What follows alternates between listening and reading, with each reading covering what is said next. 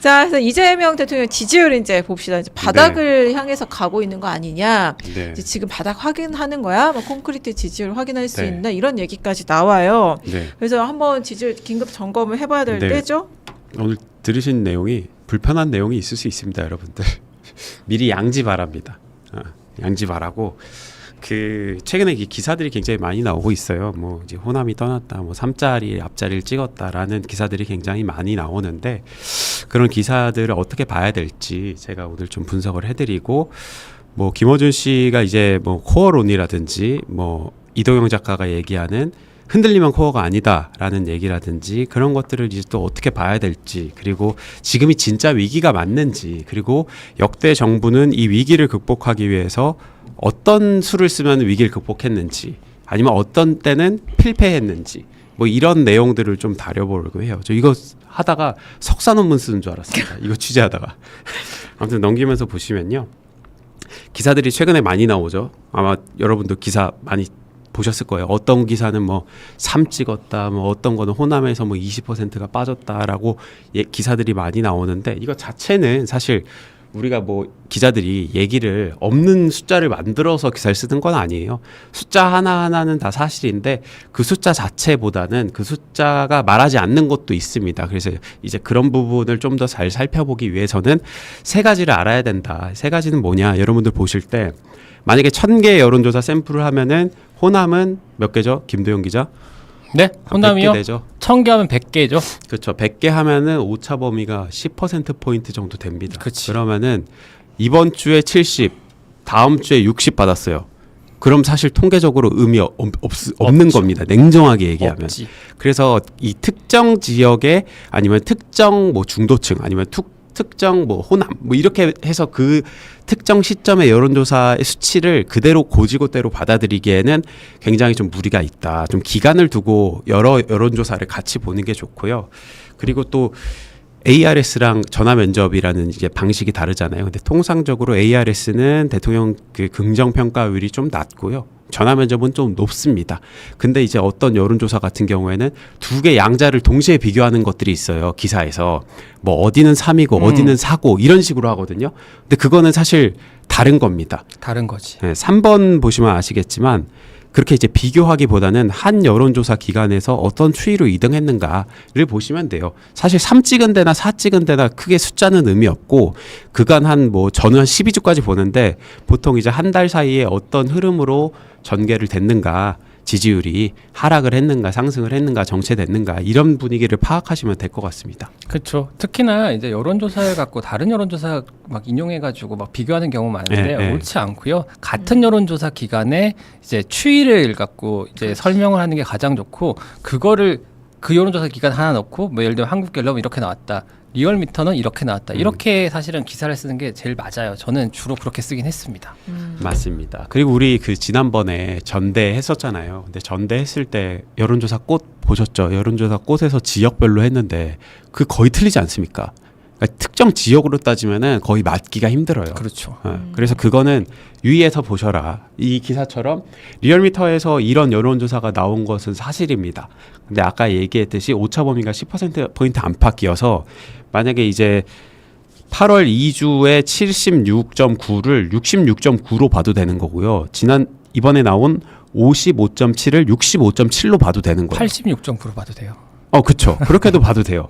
그래서 이게 사실 2주치를 가지고 혹은 이제 직전 주와 비교해서 21.2%포인트 급락 사실이나 아직 이게 진짜로 맞으려는 걸 확인을 하려면은 한 2주, 3주 더 봐야 된다. 흐름이 어떻게 지속되는지. 그러니까 이제 보면은 응답하는 사람이 100명이고 그중에 55%라는 건 55명이 긍정 얘기를 했다는 거잖아요. 한 사람당 그렇죠. 1%니까 네. 10명이 답변 바꾸는 건 전화 받는 거에 따라 많이 달라. 금방 바뀌어요. 네. 엄청 달라져요. 그래서 이제 전국을 보는 게 더 중요하고 또 최근에 이제 지지율을 3짜리 찍었다는 여론조사들이 꽤 많이 나온 겁니다. 그러니까 이건 사실이에요. 30%대 찍은 여론조사가 나온 건 사실이고 근데 이제 이걸 믿어야 되냐?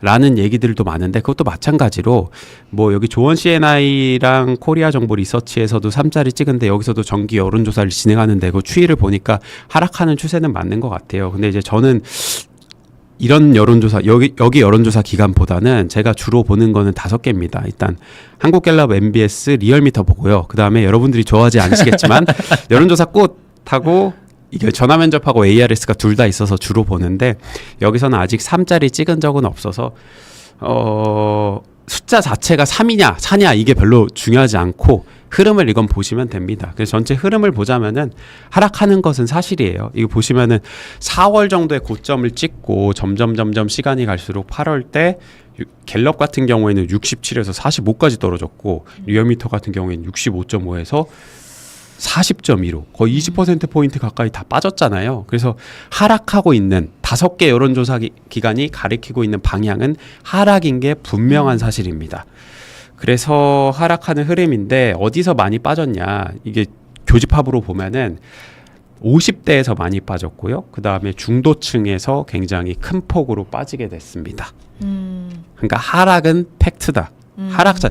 나 여론조사 전화 받은 적 없는데 그 누가 이렇게 응답하면서 자꾸 하락이라는 거야? 라고 생각하시겠지만 분명히 어딘가 받은 사람이 있고 전체적으로 봤을 때는 하락 흐름임을 부정하면 안 된다. 근데 지금 상황에서 오르는 것도 이상한 일이에요. 특히나 그쵸. 이제 뭐 그렇지. 제주도 같은 경우도 있고 네. 이슈가 좋은 이슈가 없는 상황이에요. 네, 맞아요. 그래서 근데 이제 왜 떨어졌나를 또 봐야 되잖아요. 근데 왜 떨어졌을까에 대해서 지금 평론가분들이나 뭐 비평가분들이나 당에서나 되게 복합적인 걸로 판단을 해서 뭐 부동산이다, 주가다, 뭐 아니면 내부 지금 당 상황이 이래서다라는 얘기들이 많은데 이걸 그냥 분석을 해보니까 하락이 이제 2번의 성격에 다른 요인의 하락이 있었더라고요. 처음에는 5월 말부터 7월 말까지는 중도층하고 무당층에서 주로 빠졌습니다. 그러니까 지선을 기준으로 해서 지선 전부터 중도층하고 무당층은 빠졌어요. 그 다음에 전대 기간에 본격적으로 들어가기 시작하니까 진보층, 민주당 지지층 50대가 쭉 빠지면서 그 전대 기간에 사실 중도층 별로 안 빠졌거든요. 그러니까 약간의 성격이 다른 2번의 하락기가 있었다라고 보시면 맞을 것 같고 이거는 한국갤럽이나 리얼미터 그러니까 전화 면접으로 하든 ARS로 하든 같은 방식의 하락이 2번 있었다라는 방식을 이해해 주시면 될 것 같습니다. 근데 이것만 놓고 보면 진보 민주당 지지층 50대만 놓고 보면 네. 진짜 김호준 씨 말대로 이게 코어 아니에요, 코어? 그 얘기는 좀 이따 하겠습니다. 근데 이제 민주당 핵심 지지층에 가까우신 분들이죠. 그래서 그분들이 전대 기간에 쭉 빠진 것은 맞아요. 그리고 왜 빠졌는지는 좀 이따 설명을 하겠지만 성격이 달랐다는 거예요. 1차, 2차 하락에. 2030은 어때요? 2030은 되게 기사 많이 나왔거든요. 근데 원래 안 좋아요. 원래 안 좋은데 2030이 더 떨어졌다 막 이런 기사가 엄청 많이 나와서 그러니까 원래 2030은 민주당 지지율 너무 안 좋기 때문에 유의미한 그 하락폭이 하락하긴 했으나 유의미하지 않다. 네. 50대만큼. 그렇죠. 그러니까 이제 진폭이 커야 되잖아요. 근데 원래 낮은 사람들이 더 낮아졌을 때는 50대가 많이 빠진 거네. 네. 그렇게 봐야 돼요. 그래서 보시면 1차 하락에는요. 결국에 이제 중도층이 많이 하락을 했다고 보셔야 되는데 이게 주가 빨간색이 주가 흐름입니다. 이게 작게 나오네. 주가 흐름이 이제 올라갔잖아요. 그래서 아마 6월 18일에 장중 최고치를 찍어요. 근데 여기가 최고치 찍는 부분이거든요. 보시면 아시겠지만 초록색 선은 중도층 지지율이에요. 근데 우리가 코스피가 이렇게 올라가잖아요. 지금 3월 말부터 최고점을 찍기 전까지 쭉 코스피가 올라간단 말이에요. 그래서 무려 9,000포인트를 넘어버리는데 9,000포인트 가는 순간에 중도층 지지율이 이미 빠지고 있었어요. 그러니까 주가 요인이 아니었던 거예요. 이 순간에는. 그럼 이건 뭐냐? 대체적으로 봤을 때는 부동산 평가가 들어갔기 때문이다라는 해석이 많습니다. 그리고 나서 부동산으로 한번 두드려 맞으면서 주가는 올라가면서 그게 상쇄되는 게 있었는데 여기 반짝반짝거리는 게 이게 사이드카가 몇 번 나왔는지에 대한 부분이거든요. 근데 사이드가 막 터지면서 주가가 그냥 꼬라박기 시작했어요. 그러다 보니까 중도층 지지율도 이때 같이 동반 하락을 쭉 합니다. 그러면서 이제 레버리지 규제 나오고 하는데 전당대회 돌입할 때까지는 이미 중도층은 쭉 빠진 상황에서 시작됐다. 그래서 결정적인 요인 같은 경우에는 주가와 부동산이 1차 하락의 대부분의 요인을 차지했다. 그래서 얼마 전에 이제 갤럽에서 여론조사 재밌는 걸 했었는데 주식에서 손해본 사람의 대통령 긍정 부정 평가를 해보니까 맞아. 손해본 사람은 다 이 정부 탓이야. 기본적으로 그렇게 될 수밖에 없습니다. 그러니까 이 영향도 굉장히 클 수밖에 없었고 갤럽에서 계속 나오듯이 현재 그 부동산에 대해서 부정평가 1위가 3주째 부동산이 1위 할 정도로 부동산에 대한 굉장히 그 민심이 흉흉하다라는 게 동시에 반영됐다. 이게 그 어떤 그 평론가가 그런 말씀을 하시는데 효능감을 많이 줬기 때문에 그 효능감이 무너졌을 때 책임을 지지율도 하고 같이 맞아요. 무너진다는 거죠. 일단은 주식으로 돈 많이 벌었을 땐 좋은데 빠지고 나서 돈을 손해 보니까 그게 마치 예를 들면 똔똔이라 하더라도 손해 본 것 같고 화나는 게 사람 심리잖아요. 맞아요. 사실은 주식 올랐을 때 엄밀히 말하면 그게 대통령 뭐 덕이라고 하긴 어려운데 그때는 대통령이 일을 잘해서 이렇게 아니, 주식도 이렇게 올라가는 아니, 거다. 없다고는 할 수 저는 없고. 주식 올라간 거는 이재명 대통령의 시그널이 확실히 도움이 네. 컸다고 봐요. 음. 엄청 컸어요, 그거는. 있는데 그게 근데 이제 전부는 어쨌든 아닌 거죠. 근데 반도체 슈퍼사이클의 영향도 있었고. 그것도 있는 거고. 근데 대통령이 초반에 또 일 잘하는 모습을 많이 보여주고 또 아무튼 주식시장에 신뢰를 주는 메시지도 계속 냈고 영향이 있었지만 어쨌든 그게 온전히 사실 대통령이 잘하면 주식이 올라가고 못하면 주식이 떨어지고 이런 건 아니잖아요. 근데 사람 심리가 그렇게 네. 된다는 거죠. 그렇죠. 그 전대 때 그래서 정청래 대표가 그걸 잘 활용했고 주가가 지금 ETF 얘기 떨어져서 계속하고. 국민들이 피눈물을 흘리고 있다 이런 얘기 굉장히 많이 했었고. 아유, 그리고 근데 이제 그걸 또 같은 당 여당 의원이 했다는 게 좀 충격이긴 그 하지만 2차 하락에는 아까 얘기했듯이 진 사장님이 얘기했듯이 50대 뭐 진보층 이런 민주당 지지층에서 많이 빠졌는데요.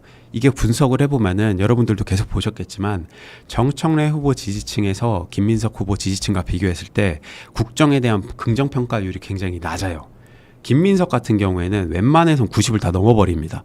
95나 92나 뭐 96이나 사실 통계적으로 큰 의미가 없어요. 그냥 사실 100명 중에 그냥 김민석 지지자 100명 중에 한 95명은 무조건 이재명 대통령 잘한다고 하는 편인 거예요. 근데 정청래 후보 지지자 같은 경우에는 그게 한 이제 67, 뭐 낮게는 뭐 58까지 나옵니다. 이게 전화 면접 ARS 안 가리고. 근데 그때 우리 저번에 여론조사 한번 봤잖아요. 그때 정청래 후보 지지가 새가 올라왔잖아. 근데 이만큼 빵이 커지고 있는데 그중에 상당수는 대통령에 대해서 약간 좀 부정적으로 생각하는 사람들이 많아. 그러다 보니까 이 전대 기간과 맞물리면서 대통령이 약간 이 당권 경쟁에 끌어들어지는 끌려오는 그런 분위기가 형성되면서 대통령 지지율도 떨어질 수밖에 없었다. 그리고 이 기간에 사실 당에서 엄청 치고 박았잖아요. 근데 중도층 지지율은 사실 변함없었어요. 당에서 그렇게 네. 싸우고 이럴 때는 무당층도 중도층도 이렇게 싸우는 거 별로 관심이 없었습니다. 싸우든 말든 민주당 지지층이 관심이 있기 때문에 다 속속들이 알지 그렇지 않은 중도층은 별 관심이 없으니까 빠지지도 않았다. 그렇죠. 그래서 결론적으로 요약하면은 1차 그리고 이런 거죠. 그 노선 투쟁 이번이 그러니까 노선이 투쟁 얘기가 굉장히 많이 나왔잖아요. 그래서 민주당 내에서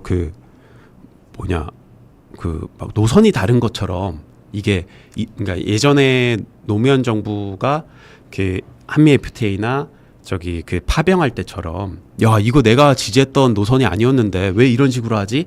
라는 얘기가 굉장히 많이 나왔잖아요. 근데 실제로 MBS에서 계속하는 여론조사가 뭐냐면 국정운영 방향성 조사를 해요. 거기는. 근데 거기서 계속 한 88% 정도 나옵니다. 민주당 지지층이. 그러니까 사실 노선이 얘기가 많이 나왔지만 그 노선 얘기하는 사람들은 또 굉장히 일부였다는 얘기예요. 그거 점은 좀 알아가시면 좋겠고 어쨌거나 지금 상황에서 알아야 될 것은 1차 하락의 원인은 뭐다? 중도층하고 무당층 많이 나간 이유는 주가 부동산 때문이다. 그리고 2차 하락에서 많이 나간 이유는 당내 권력 투쟁에 대통령이 끌어들여지면서 그러니까 뭐랄까 당권 경쟁이 강화되면서 대통령 지지율이 하락하는 모습이었다. 그러니까 노선이 대통령의 노선에 반대해서 떨어진 게 아니었다. 김민석과 정청래가 치고 받으면서 떨어진 모양새다라고 진단하면 될 것 같습니다. 이게 향후에 이 하락을 어떻게 진단하냐가 지금 다음번에 보실 거에 어떻게 극복할 수 있는가와 연관되기 때문에 이 말씀을 드린 거예요. 그래서 이제 이거는 뭐냐면은 김어준 씨나 유시민 작가는 코어가 흔들린다는 얘기를 하잖아요. 그리고 이동영 작가 같은 경우에는 흔들리면 코어가 아니다라는 얘기를 많이 해요. 근데 이게 두 주장 모두 약간의 이제 그 함정 같은 것들이 있어요. 그러니까 이제 먼저 코어가 흔들린다라는 주장은 김원준 씨는 코어에 대해서 명확하게 규정은 하지 않지만 코어는 같이 연대고 이 문재인 대통령 지지층이 이재명 대통령 지지층이 됐다. 그래서 이들은 민주당 정체성을 갖고 있기 때문에 뭐가 DNA가 벗어나면 바로 도망간다. 뭐 마음이 식는다. 이런 얘기를 해요. 근데 명확하게 개념 규정을 하지 않기 때문에 김어준 씨가 얘기하는 코어가 뭔진 모르겠으나 적어도 김어준 씨 코어 규정에 있어서는 개딸이 설명이 안 됩니다. 그러니까 이재명 대통령이 좋아서 들어온 사람들 있죠. 이분들은 사실 문재인 대통령 그렇게 안 좋아하거든요. 근데 그 김어준 씨는 이제 그 코어 지지층의 굉장히 일부를 마치 전체인 것 마냥 되게 확대를 해요. 그러니까 그런 성향이 있고 그 호남 같은 경우도 있잖아요. 이번에 거기는 사실 대통령 엄청 지지하고 이번에 김민석 후보 밀었잖아요. 김원준 씨 말대로라면은 호남은 코어가 아닌 거예요. 개딸도 코어가 아닌 거예요. 그렇지. 그러니까 되게 섭소한 친문 친노라고 대변되는 그 지지층을 마치 민주당 지지층의 전부의 코어인 양 얘기하기 때문에 그런 점에 있어서 문제가 있는 거고 이동현 작가 같은 경우에 흔들리면 코어가 아니다라는 거예요. 그러니까 야 니들 그러니까 코어 아닌 거야. 100명이 지지했다가 20명이 나갔어요. 80명 남아있잖아. 20명은 코어가 아니었습니다. 80명이 코어입니다. 라고 얘기하는 거예요. 근데 만약에 또 30명이 또 나갔어. 30명은 코어가 아니었습니다. 50명은 남아있습니다. 50명이 코어입니다. 라고 하는데 이게 언제나 논리적으로는 참이에요. 코어는 흔들리지 않으니까. 근데 사실 코어층에서도 그 강도에 따라서 일부 나가는 층이 왜 나가는지 알아야지 정부한테 어떤 위험 신호로 다가올 수 있잖아요. 근데 나갈 때마다 넌 코어가 아니었어 라고 얘기하면 논리적으로 굉장히 참인 말이지만 결과적으로는 위험 신호를 파악한다든지 어떤 정보값을 얻을 수 있는 얘기는 아니다. 위안은 되겠지만. 그래서 이제 정확하게 어떤 그 진단을 내리기 위해서는 이 둘이 아닌 좀 더 코어층을 좀 면밀하게 볼 필요가 있다라는 생각이 들어서 다음에는 제가 분류하는 방식으로 한번 분류해 봤어요. 지지층을? 네. 이게 뭐냐면은 콘크리트가 있다. 콘크리트. 콘크리트 지지층은 이게 이제 MBS 지지율로 이제 가장 고점을 찍은 5월과 지금 최근에 이제 이번 주 오늘 나온 MBS를 섞은 거예요. 그러니까 누가 이재명 대통령의 코어 지지층인지를 해봤다는 거죠. 그거는 매우 잘한다라고 얘기하는 층의 비율이 40에서 20일 됐습니다. 이게 떨어졌어요. 19. 절반으로 떨어졌네. 그럼 21은 뭐야? 이건 코어예요. 콘크리트. 21이 코어다. 개딸이고 그 척박한 상황에서도 계속 이재명을 밀었던 사람들 끝까지 남아있죠. 21%. 그 다음에 민주당도 지지하면서 대통령도 긍정평가하는 분들 이게 44에서 35로 줄었습니다. 그러니까 호남이나 민주당 지지층 그러니까 우리 식으로 얘기하면 그 저관여 고지능 이분들이 한 35. 여기에 이제 콘크리트까지 다 포함하는 겁니다. 그리고 제가 이 친노친문 지지 세력을 어떻게 표현을 해야 되나 모르겠는데 저가 표현하는 방식으로는 가치 기반 조건부 지지층이다. 그러니까 당은 지지하는데 대통령의 정책, 노선, 가치 이런 것들이 마음에 안 들어? 그럼 지지를 식는다. 떨어져 나간다. 실용적 이분들. 지지층인 근데 이분들은 사실 어떤 여론조사에서도 사실 정확히 발라내기가 쉽지 않아요. 그래서 이번에 정청래 후보를 찍은 분들 이 당내의 45%니까 요 정도 되고요. 그다음에 이재명 대통령을 떠받치는 지지율 중에 중요한 부분이 하나가 뉴 이재명이잖아요.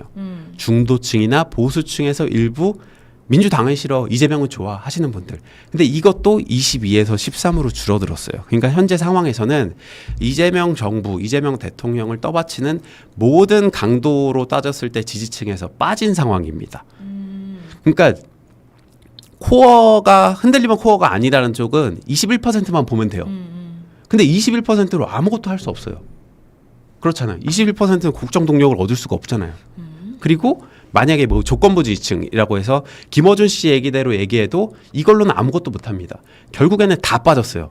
다 챙겨야 될 목표이기 때문에 제가 진단하는 것은 결국에는 다 챙겨야 될 문제다. 그러니까 코어에 대해서는 뭐 어떤 건 흔들리면 코어가 아니라든지 아니면 친노 친문만 코어라든지라는 진단은 필요 없고 결국에는 다 챙겨야 된다. 굉장히 복합적인 양상을 띠고 있다라고 보면 될 것 같아요. 아니 근데 정청래 그 의원을 그러니까 그 당대표 경선에서 정청래 후보를 지지했던 층이 가치 기반 조건부 지지? 네. 가치 기반. 그 가치가 보안 수사권도 가치죠.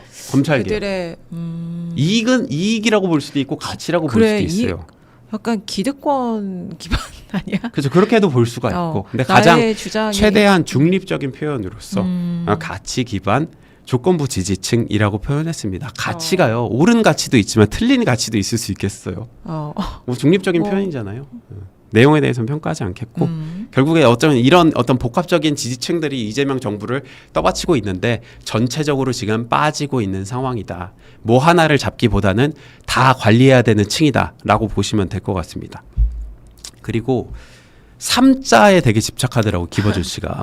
뭐라고 얘기했죠? 올해 일주일 내내 선동하기 좋은 워딩이에요. 일주일 내내 3자가 빠지면은 회복한 적이 없다. 그런 정권을 본 적이 없다. 역대 대통령 문재인 지지율. 대통령은 좀 회복했는데 역대 정권 중에 3자 빠지면 회복한 적이 없다. AI 안 쓰나? 라고 하는데 모르지 이명박, 않을 텐데. 박근혜 다 3자 찍고 회복한 적이 있습니다. 물론 이제 기간에 따라 다를 수 있지만 어쨌든 그래서 김어준의 이 말은 사실이 아닙니다. 이해식 의원도 뭐 페이스북에 올렸더라고요. 뭐요? 그거를. 아 진짜로? 김어준의 말이 사실이 아니다. 그래서 박근혜인데요. 자세히 볼 수도 있어요. 이거 박근혜인데요.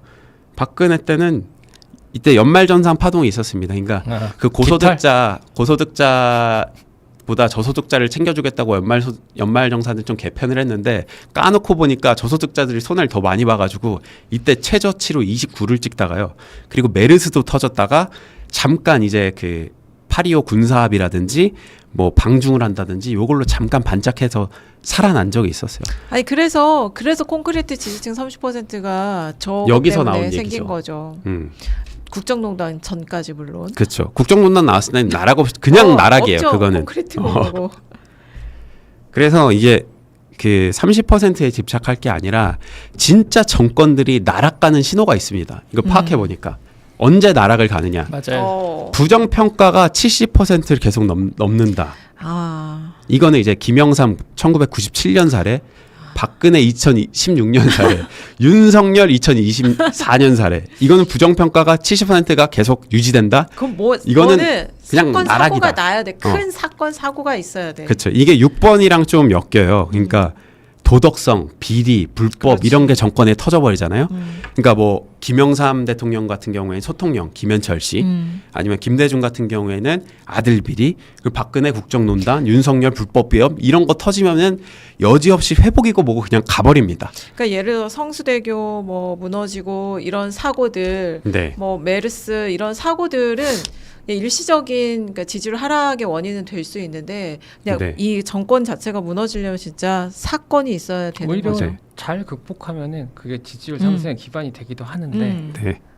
그렇죠. 그리고 또 뭐가 있냐면 두 번째는 여당 지지층 내에서 대통령 긍정평가가 50%를 계속 밑돌 때 이때는 무조건 탈당 요구 나오면서 여당 지지층에서? 네. 그러니까 그러니까 민주당 지지층인데 대통령에 대해서 평가할 때 긍정평가하냐 부정평가하느냐 했을 때 그게 50을 계속 밑돌 때는요. 어떤 방법을 써도 이게 회복이 안 됩니다. 그러니까 네. 지속적으로. 네. 밑돌. 근데 이재명 대통령은 현재 70 전화면접 기준 80도 올라와요. 그러니까 사실 3을 찍는다고 하더라도 이 기준에 따르면은 충분히 회복할 여지가 있다라고 보시면 될 거예요. 네. 그리고 여당과 야당의 지지율 격차가 역전된 상태에서 3개월 이상 지속된다. 이것도 회복 불가능 상태. 근데 이런 적이 현재도 없습니다. 이 조건을 좀 장동혁 제일 연임. 안전한 거 아니야? 장동혁 연임. 그래서 사실 여러 가지 요건들을 보면요. 지금 현재로서 이재명 정부를 평가할 때 뭐 3자를 찍었다, 뭐 4자를 유지한다 이런 것도 중요한데 진짜 정권이 위기에 빠지는 그 순간의 포인트 6가지로 따져봤을 때는 위기 신호가 현재까지 없다. 그러니까 현재까지는 뭐 여론조사 3자 찍는다고 해도 성격이 망하는 성격의 3자가 아니다라고 보시면 될 것 같아요. 그리고 여당 지지율이 대통령 지지율보다 많이 올라가면은 여당이 대통령을 엄청 흔듭니다. 그렇죠. 여당 지지율이 지지율이 대통령 올라가면. 긍정평가보다 많이 높으면은 여당이 대통령을 많이 흔든다고요. 그렇죠, 그렇죠. 근데 그래도 그거는 정권이 망하는 상황은 안 가더라고. 근데 이제 망하는 사례를 보면 이런 6가지 사례를 하면은 망한다. 그래도 지금 위기가 아닌 건 아니에요. 그럼 어떻게 해야 이걸 회복을 할 수가 있겠느냐? 역대 그쵸. 사례는 어땠나? 이것도 이게 역대사를 쭉 봅시다. 살펴보려고 했는데 너무 얘기가 길어져요. 그러니까 우리가 핵심이에요, 핵심만 하나만. 봅시다. 핵심만 내용을 살펴보면요. 결국에 그 김민석 대표가 사실 그 오늘 한 얘기 있었거든요. 거기서 이재명 정부, 그러니까 이명박 정부를 얘기한 적이 있었어요. 근데 제가 오늘 준비한 것 중에 사실 포인트는 이명박이었어요. 맞아요. 가장 잘 성공적이었던 사례가 여러분들 깜짝 놀라겠지만 이명박입니다. 맞아. 관리 위기가 정말 많았어요. 초기부터 쇠고기 협상 때문에. 이명박 사례만 보시면 돼요. 이명박이요. 그 취임 초기에 저 보시면 아시겠지만 그냥 개박살이 납니다. 시작하면서 촛불을 하면서 사과 때리고 하면서 지지율이 시작하자마자 나락을 가요. 그때 청와대에서 하는 일이 그 광화문에서 시민들이 노래하는 울려 퍼지는 아침 이슬 듣는 거라고 그랬어요. 그래서 나락을 가면서 아예 그냥 30 이하로 쭉 빠져버린데 임기 초에. 저때 MB 정부 사람들 시각이 어땠냐면 저 많은 촛불들 누가 그 공급한 거야? 누가 사준 근데 거냐? 실제 하지 네, 않았어요. 민주당의 실제 일베 세력이 들어왔다. 실제로 그렇게 생각을 하고 그렇게 있었어요. 말한 의원이 있었어요, 네. 실제. 그렇죠. 그거를 한 1년 6개월을 그 정도로 해답을 못 찾고 계속 그걸 했던 그랬지. 거예요. 근데 너무 그때 사실 코어가 안 떠났습니다. 코어가 그때 보수층 이명박의 코어가 안 떠난 상황이었어요. 그러니까 보수층에서 그러니까 이명박 대통령에 대한 실망감은 크지 않은 상황에서 중도층과 진보층이 싹 빠져버리면서 시작부터 위기에 몰렸는데 이때 이명박의 선택이 뭐였느냐? 바로 중도 실용이었습니다. 이 사람이 8.15 때부터 갑자기 중도 실용 선언을 하더니 뭐 친서민 행보를 엄청 해요. 그러면서 금융정책도 뭐 친서민으로 하고 뭐 G20을 유치한다든지 뭐 미소금융을 만든다든지 뭐 UAE에서 원전 첫 수주를 한다든지 하면서 G20도 원전. 개최하면서 그렇죠. 이 사람이 한 꼬라박은 지지율을요 40 이상에서 50 정도로 1년 이상을 유지해요.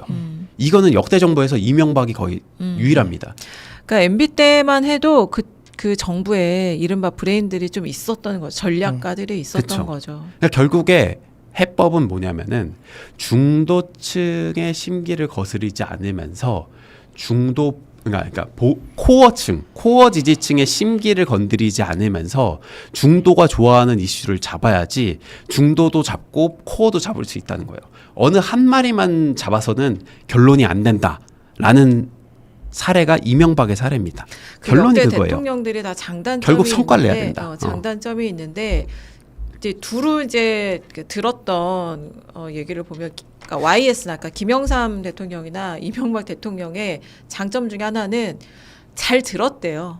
참모들이나 의원들의 얘기를 특히 이명박?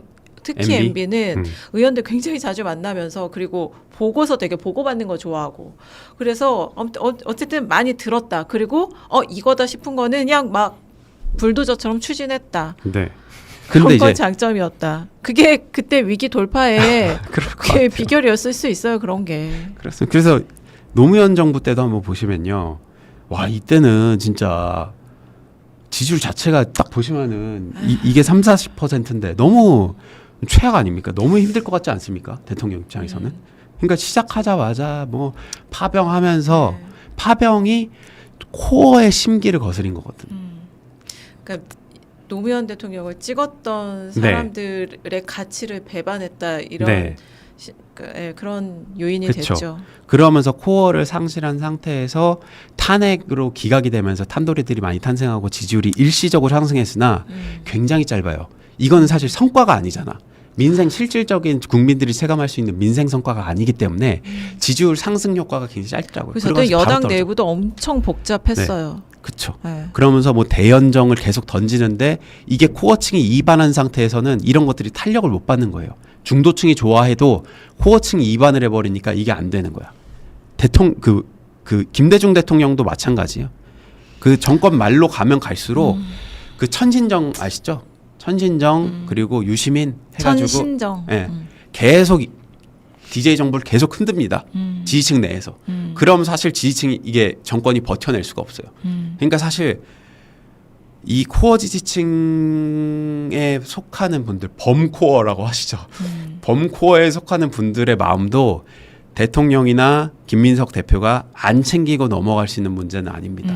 그래서 그쪽도 챙기면서 동시에 중도층의 마음을 얻어야지 결국에 이 위기를 극복할 수가 있다라는 게 결론. 코어만 챙기자, 중도만 챙기자, 둘 다 안 맞는다. MB가 근데 그때 뭐 했냐면요. 독도 가가지고요. 뭐 이제 그 애국심 고취하고 그치 괜히 그런- 시비 걸고 괜히 시비 걸고 그다음에 이제 외부로 시선을 많이 돌리고 뭐 그런 것들을 지지율을 관리하기 위해 되게 그런 것들을 많이 했었어요. 그리고 그게 이제 원전에서 피크를 찍었어요. 원전 수주에서. 그래서 이거 보면서 김민석 당대표나 제가 저번에 뭐 김민석 뭐 하다가 이분이 이거를 여론조사를 미리 봤나 싶다는 얘기를 한 적이 있었거든요. 이 분석 흐름대로라면은 김민석이 이렇게 하는 게 맞는데 그렇게 하고 있더라고. 근데 이것도 이렇게 하는 게 맞다고 생각이 판단이 드니까 그렇게 하고 있더라고요. 그래서 오늘 워크숍에서 중도 한 얘기를 얘기가 괜히 제가 한 게 아니다. 제가 한 얘기를 PPT로 한 게 그 얘기더라고 사실. 그래서 깜짝 놀랐습니다. 노트북 꺼드럭, 어디서 꺼드럭. 감시당하고 있는 거 아니야? 꺼드럭 노트북? 꺼드럭. 노트북 거의 뭐 관리 잘